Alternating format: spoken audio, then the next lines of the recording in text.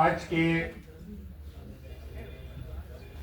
इस समारोह की अध्यक्षा हमारी बड़ी बहन प्रोफेसर उषा सिन्हा साहिबा, आज के मुख्य अतिथि परम आदरणीय हम सबके बड़े भाई महेश चंद्र द्विवेदी जी, मुख्य वक्ता प्रवीण प्रसाद दुबे मनीष जी,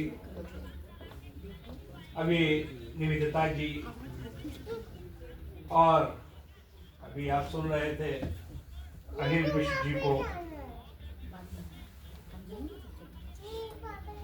यहाँ पे मौजूद है कुंवर कुसुमेश जी और तमाम साहित्यकार। मैं क्या बताऊं कि कुछ पल ऐसे, कुछ क्षण ऐसे भावुक होते हैं जिसके बाद जो है वो शब्द जो है वो आदमी शब्द विहीन हो जाता है। मैं दिल की गहराइयों से गौरव जी को बधाई देना चाहता हूं और विशेष तौर पर उनकी माता और हम सबकी बहन मंजू सक्सेना जी को। जिस तरह मैं सुन रहा था आपने इतना भावुक कर दिया, क्योंकि हम सब साहित्य के विद्यार्थी हैं और जो शब्द, जिस तरह की शब्दावली का आपने इस्तेमाल किया, जितना अच्छा आपका उच्चारण था उसका, मुझे शेर याद आ रहा था कि तीर अलग होते हैं, तलवार अलग होती है।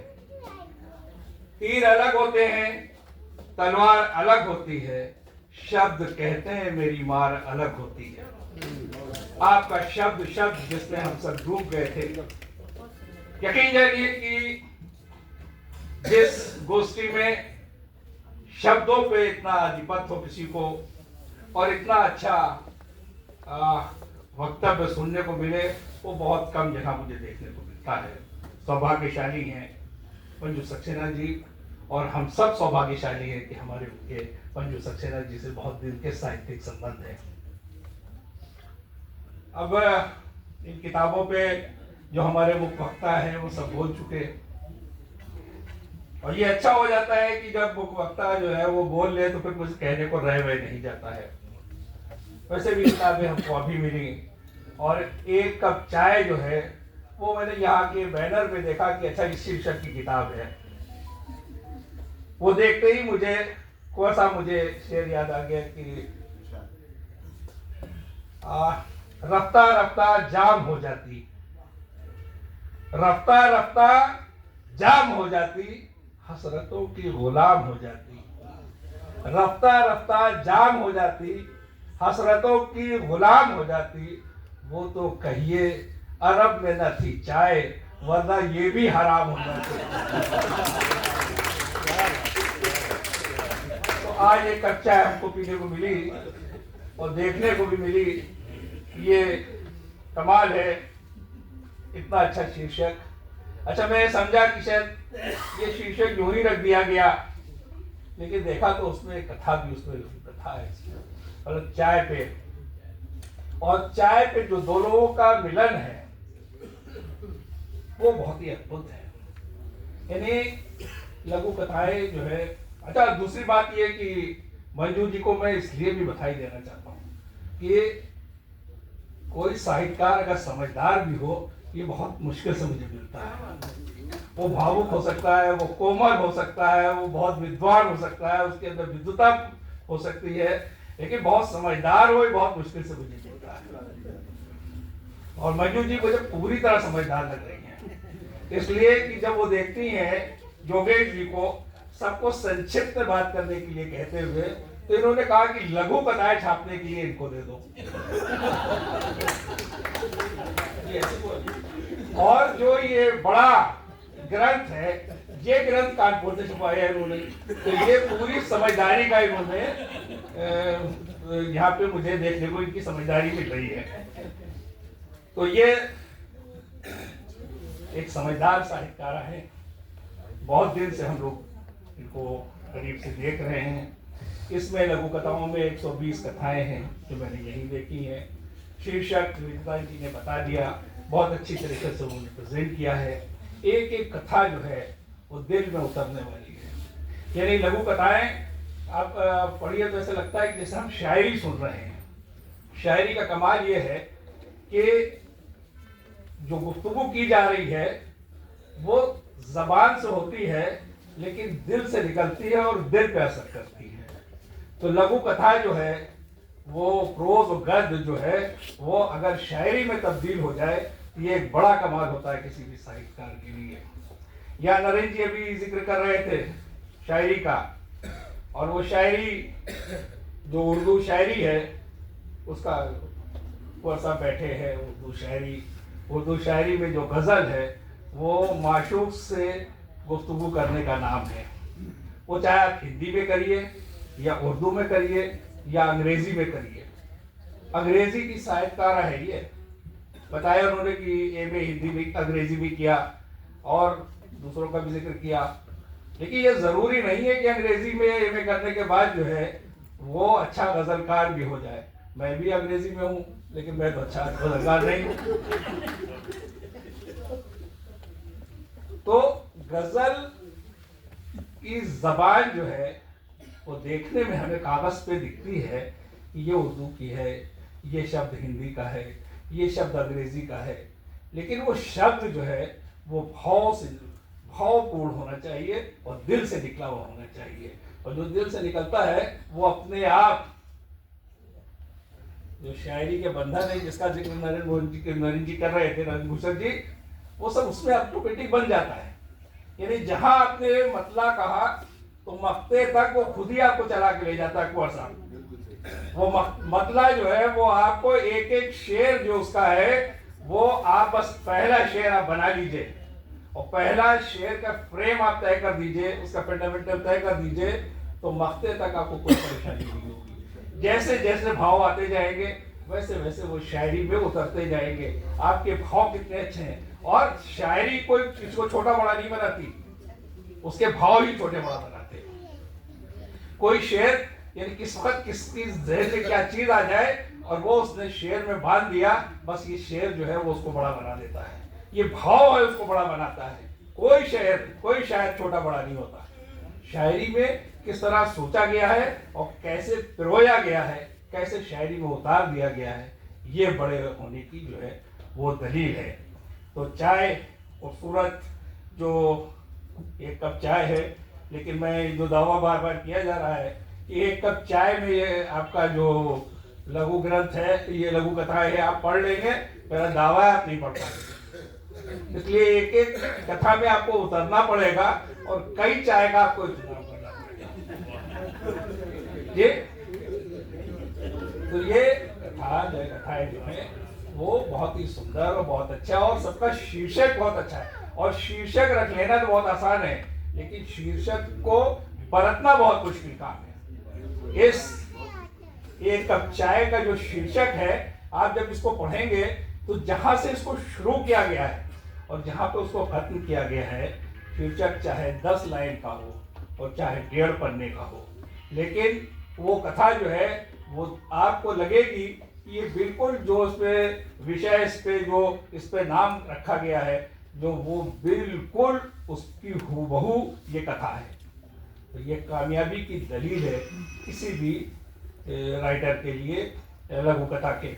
तो ये किताब बहुत ही अच्छी, इसके लिए आपको मंजू जी बहुत बहुत बधाई।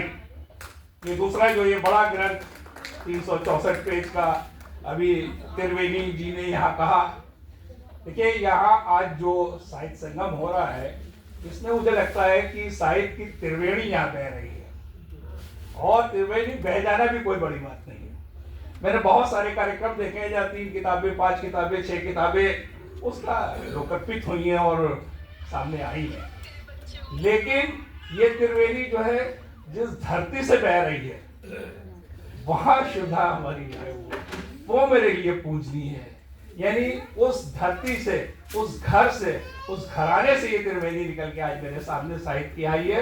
इसके लिए भी आप बधाई की पात्र हैं कि आपका, मुझे लगता है कि आपने खुद साहित्य में आप नहीं डूबी हैं, बल्कि आपने पूरा घर को जो है वो साहित्य से जो संस्कार हैं उससे आपका घर पूरी तरह परिपूर्ण है। इसके लिए भी आप बधाई की पात्र है। मुझे जो आज पूर्णिया आपकी सुनने को मिली, मैं बहुत ज़माने से आपको जानता हूँ, जितना मुझे यकीन था कि कोई अच्छी शायरी, कोई अच्छा साहित्य किसी भी नोके कलम से निकल नहीं सकता अगर वो खुद अच्छा नहीं है। तो ये आज दलील है जो आज हमने मंजू जी का जो आज ये फोटोग्राफ जो गौरव जी के कलम से बना हुआ मुझे देखने को मिला, तो ये दलील है इस बात की कि किसी भी साहित्यकार को अपने साहित्य को अच्छा करने के लिए पहले खुद को अच्छा करना पड़ेगा, तभी वो अच्छा होगा। ये किताब, इस किताब की खूबी है, अभी जिक्र कर रहे थे त्रिवेणी प्रसाद जी, उन्होंने हेनरी का जिक्र किया। उन्होंने कहा कि हेनरी जो है वो जनक मानी जाती है उपन्यास की। 1707 में वो जन्मी और 1749 में पहला उसका उपन्यास आया था, इसलिए वो उपन्यास की जनक मानी जाती है। वो बहुत कम टाइम में 1754 में खत्म हो गए वो। और उसके बाद जो दूसरा उपन्यास आया वो सर वोल्टर का है, जो 1771 में शायद जन्मे थे और 1835 तक रहे। वो ऐतिहासिक जो उपन्यास है उसके जनक माने जाते हैं। किसी भी उपन्यास के लिए विषय पहली चीज है और पात्र उसके दूसरी चीज है। आपका जो उपन्यास वो यथार्थवादी है और मुझे ऐसा लगता है कि विषय को उलट के पेश करने की उपन्यास में उसकी जनक शायद मंजू सक्सेना होंगी। मैंने विषय को देखा और देखते ही मैं हैरत में पड़ गया। यानी अब तक जितने उपन्यास मेरी नजर से गुजरे हैं, हम कहते हैं कि भारत में प्रेमचंद को गोदान जो उनका है उसके जनक हैं हिंदी साहित्य में, और इस तरह से बहुत सारे बड़े बड़े उपन्यास मैंने देखे हैं। लेकिन जो विषय को पलट देने की जिसमें क्षमता हो वो मैंने साहित्यकार आज पहली बार देखी है। जिंदगी में जब उपन्यास लिखते हैं तो शुरू तो आखिर चलते हैं, यह आखिर से शुरू की तरफ चली है। यानी इसका विषय जो है वो इन्होंने तलाक से शुरू किया है और मिलन पे ले गई है। ये शायद अपने आप में मुझे पता नहीं, उषा जी बहुत ज्यादा विद्वान है, उनकी यहाँ जितनी विद्वता है, और महेश जी बैठे हैं, इसलिए मैं बहुत डर डर के अपने शब्दों को संभाल के बोल रहा हूँ। और इतने बड़े बड़े विद्वान बैठे हैं कि ऐसा मैं कोई ऐसा दावा ना कर लूँ, मेरे मुंह से न निकल जाए कि वो कहीं सच से दूर हो जाए। लेकिन जितनी जो मैंने देखा है उससे तो कह सकता हूँ कि अपने आप में बिल्कुल अनूठा ये जो विषय है, यानी आपने तलाक से शुरू करके उसको शादी पे ले गई है। ये विचार, ये सोचना, इसकी क्षमता रखना कि बड़े बड़े साहित्यकारों की बस की बात नहीं है। मैं आपको दिल की गहराइयों से बधाई देता हूँ कि आपने इस विषय को जो चुना, यानी अगर ये आपने निकाह से शुरू किया होता, अब तो निकाह से भी पहले पता नहीं क्या क्या होता है, लेकिन आपने निकाह से भी शुरू किया होता और तलाक पे ले जाते तो ये पुरानी लीक है। लेकिन आपने तलाक से शुरू करके उसकी शादी के बंधन तक आप इसको ले गई हैं। ये आपकी सोच की पराकाष्ठा है, इसलिए मैं आपको बधाई देता हूँ। मैंने जिस एंगल से जितना मैं यहाँ अभी देख पाया हूँ, ये बिल्कुल मुश्किल काम है कि 364 पेज पढ़ लेना, लेकिन हम लोग भी बावर्ची हैं, एक चावल देख के भी अंदाजा कर लगा लेते हैं कि हाँ उसके अंदर पूरी देख का क्या हाल है। तो इस देख में जो कुछ साहित्य परोसा गया है वो बिल्कुल ऐसा है जो मैं दावे कर सकता हूँ कि आपको साहित्य की दुनिया में बहुत दिल जिंदा रखेगा। तो आप इसके लिए बधाई की पात्र हैं। ये अभी तीसरी किताब, इस पे कुंवर साहब ने लिख दिया, इस पे कृपा शंकर श्रीवास्तव जी का लेख है और कई चीज़ों का इसमें जिक्र यहाँ हो चुका। आखिर में बोलने में एक बड़ी मुश्किल ये भी होती है कि आपने कहा ये बोलना है और उसने कहा कि अच्छा ये भी गया, अच्छा ये भी गया। तो ये बहुत मुश्किल काम है, लेकिन जहाँ खजाना हो वहाँ जाता कुछ नहीं है। जो शायरी यहाँ देखी मैंने, वो अब देखिए पहला ही शेर देखिए, ये कोट किया है और ये हरी ने। ये शेर देखिए इनका, गुफ्तगू खामोशियों की मैं सुनाना चाहती हूँ, गुफ्तगू खामोशियों की मैं सुनाना चाहती हूँ, जो अंधेरे में दिया है वो जलाना चाहती हूँ, जो अंधेरे में दिया है वो जलाना चाहती हूँ।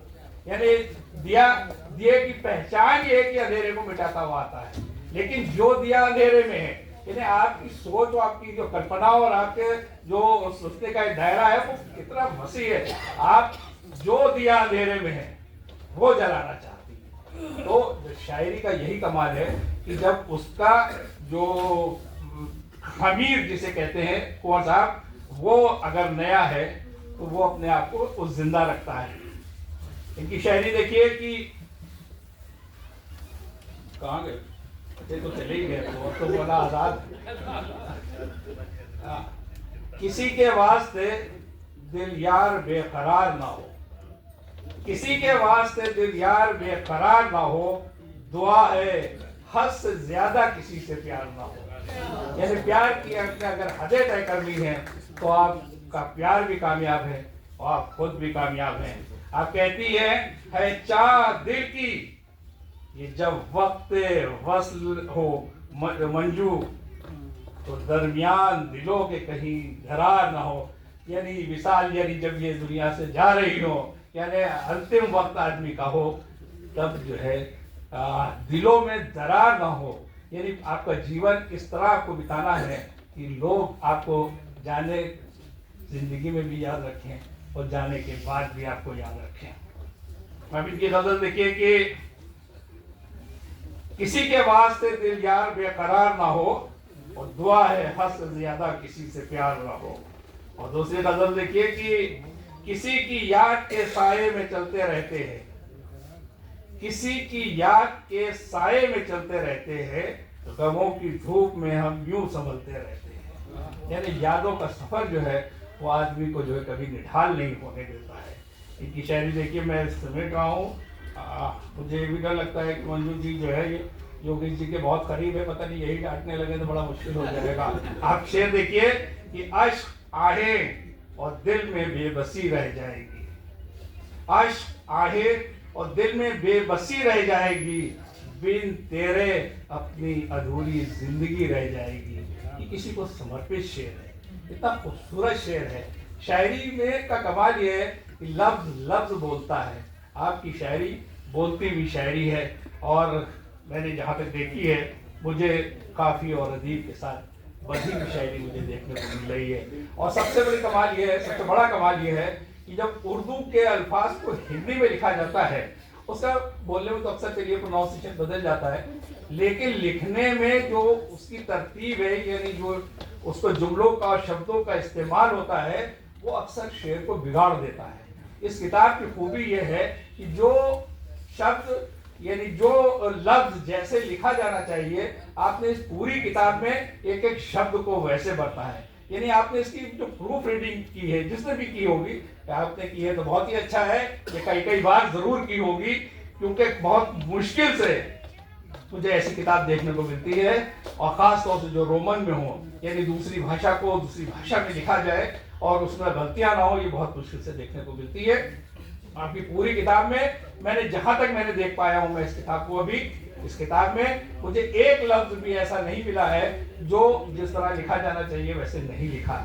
आपने बहुत ही माइन्यूटली इसको देखा है, इसके लिए आप बधाई की पात्र हैं। और ये देखिए इनकी गजल,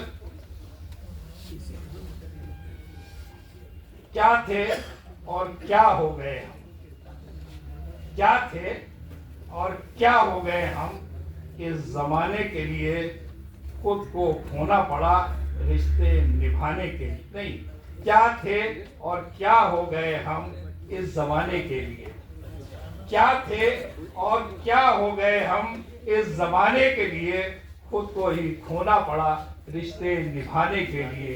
यानी रिश्ते बिना खुद को खोए, यानी अहम के साथ, ईगो के साथ कोई रिश्ता जो है वो कायम नहीं रह सकता।